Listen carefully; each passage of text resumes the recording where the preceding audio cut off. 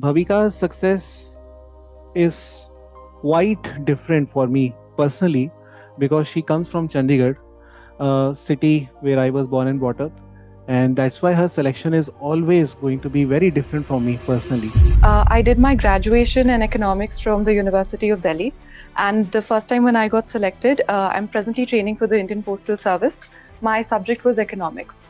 I did not score as well as I would expect to in economics, so I made the transition to socio, in which Nishat sir played a very fundamental role.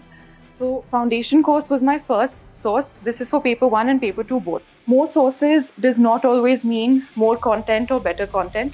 Stick to what you have, stick to what you know. Sir keeps on talking about, which is you have to meet the demand of the question.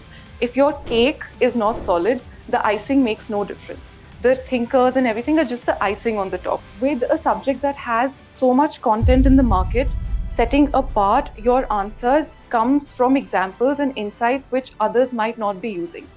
Something like picking up an article from the newspapers, examples from YouTube videos. So things like that really set your answer apart. As far as using AI for your preparation is concerned, use it to prepare questions. Don't outsource your thinking to AI because you will not be able to answer a question in the exam using AI. You do not have the phone at your disposal, you just have your own mind.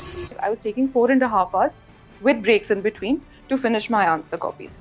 Then, when I ended up writing full length tests in August, those were the last ones I was writing. That time I had narrowed it down to 3 hours. The catch is you have to build quality first and then move on to speed. Try to finish the paper, that is key. If you're running short of time, quality will get compromised. Try to compromise on the quality of the 10 markers over the 20 markers. Finish the selected questions first, finish the compulsory questions in the end. This is what I did and what worked for me. At the end of the day, the exam is you're fighting for one mark across each answer. Why should we compromise on this half a mark?